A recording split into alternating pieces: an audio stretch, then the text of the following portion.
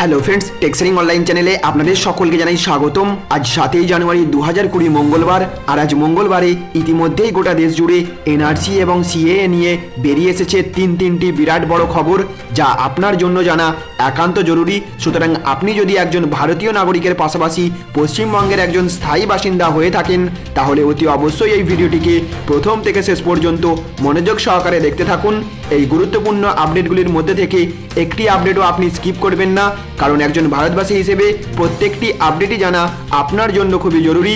আজকে থাকবে এই নিয়েই আলোচনা শুরু করার পূর্বে আপনাদের কাছে করব একটা ছোট্ট অনুরোধ।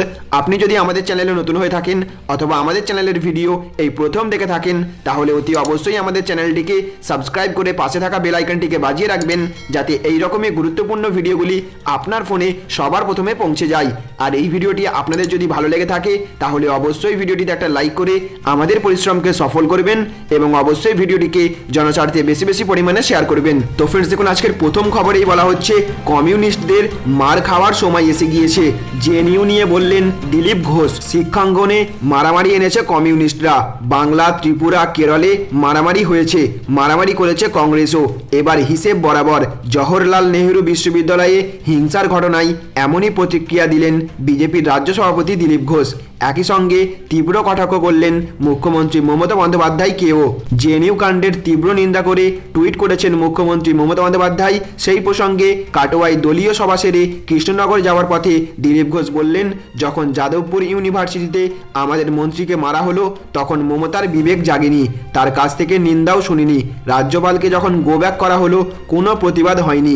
দেখতে হবে ইউনিভার্সিটিতে কাদের আখড়া, সেখানে যদি মারপিট হয় অস্বাভাবিক কিছু নয়। মমতা যেভাবে মায়া কান্না করছেন, তাতে খুব সন্দেহ জাগে উনি কার হয়ে দাঁড়াচ্ছেন। যারা সংস্কৃতির বিরুদ্ধে, তাদের জন্য ওর হৃদয় কাঁপে। আমার মনে আছে 40 বছর আগে পশ্চিমবঙ্গে কলেজে নির্বাচন হলে তখন সিপিআইএম এর এসএফআই এর ছেলেরা দৌড় করিয়ে মারত। তিনি আরও বলেন, গত 3 বছর নির্বাচন বন্ধ করেছিল মারপিটের জন্য, মেয়েদের কাপড় ছিঁড়ে দিয়েছিল, বিদ্যার্থী পরিষদের ছেলেদের হাত পা ভেঙে দিয়েছে। তখন মমতার কুম্ভিসরা শুরু কোথায় ছিল?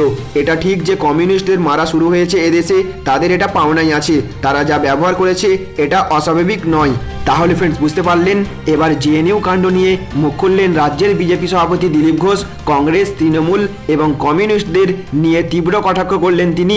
এমনকি এদিনও মুখ্যমন্ত্রী মমতা বন্দ্যোপাধ্যায়কে নিশানা করতে বাকি ছাড়েননি দিলীপ ঘোষ। জেএনইউ কাণ্ডের তীব্র নিন্দা করে মুখ্যমন্ত্রী মমতা বন্দ্যোপাধ্যায় যে টুইট করেছেন, যেভাবে মায়া কান্না করছেন, তাতে দিলীপ ঘোষের খুব সন্দেহ জাগে উনি কার হয়ে দাঁড়াচ্ছেন, সেটাই দিলীপ ঘোষ বুঝতে পারছেন না বলে মন্তব্য প্রকাশ করেছেন। তো ফ্রেন্ডস, দেখুন আজকের আরও একটি বড় খবরে বলা হচ্ছে গা হাত কালো হতে পারে, মোদীকে নিয়ে হুঁশিয়ারির পাল্টা দিলেন রাহুল সিনহা।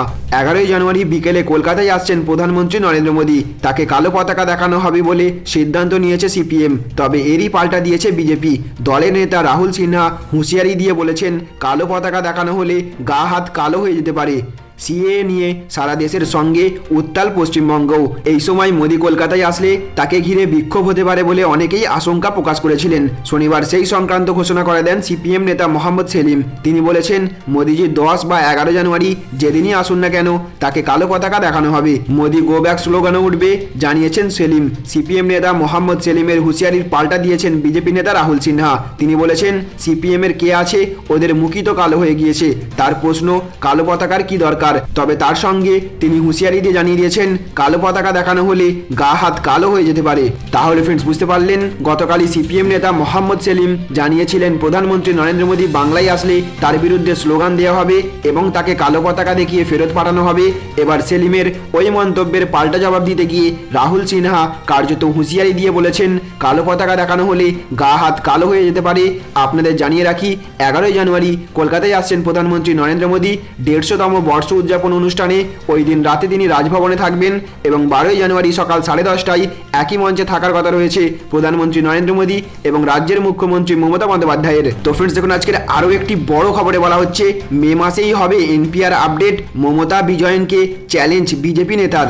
পশ্চিমবঙ্গ ও কেরলে এনপিআর এর কাজ করা হবে না বলে জানিয়ে দিয়েছেন দুই রাজ্যের মুখ্যমন্ত্রী। কিন্তু পশ্চিমবঙ্গের প্রতিবেশী রাজ্য বিহারে বিজেপি জেডিইউ সরকার চলতি বছরের 15ই মে থেকে 28শে মের মধ্যেই জাতীয় জনসংখ্যা নিবন্ধন বা এনপিআর আপডেট করার প্রক্রিয়া চালাবে বলে জানিয়ে দিলেন উপমুখ্যমন্ত্রী সুশীল মোদী। শুক্রবারই কেরলের মুখ্যমন্ত্রী পিনারাই বিজয়ন 11 রাজ্যের মুখ্যমন্ত্রীকে চিঠি দিয়ে সিএএ ও এনআরসির বিরোধিতায় জোট বাঁধার ডাক দিয়েছিলেন।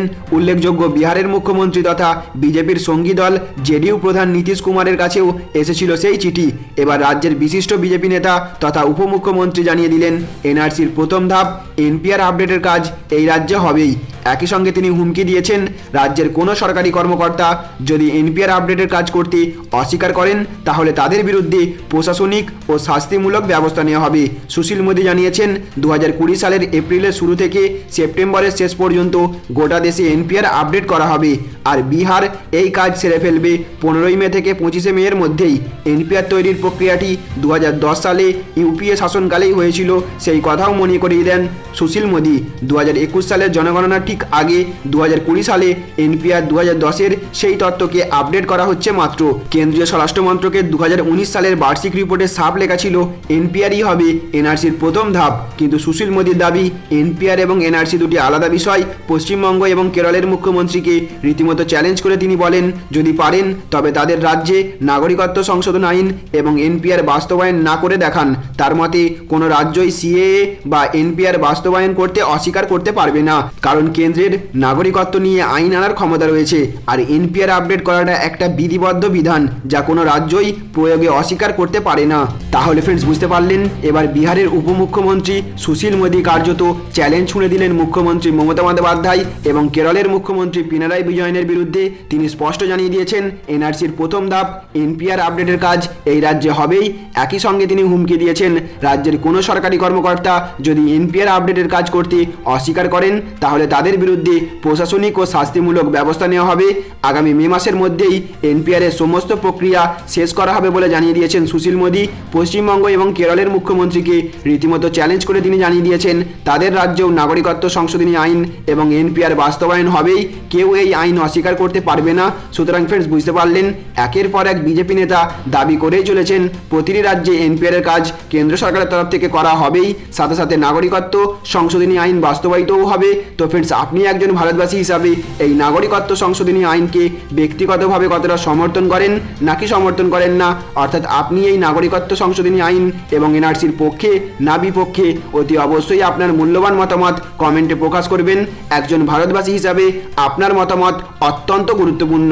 এবং ফ্রেন্ডস, আপনাদের কাছে অনুরোধ, এই ভিডিওটিকে আপনার বন্ধু বান্ধব, প্রিয়জন এবং সকলকে শেয়ার করে সকলেরও ব্যক্তিগত মতামত নেবেন। তো ফ্রেন্ডস, আজকের ভিডিওতে এতটুকুই। ভিডিওটি ভালো লাগলে লাইক করবেন এবং অবশ্যই ভিডিওটিকে বেশি বেশি পরিমাণে শেয়ার করবেন। Thank you friends, thank you for watching.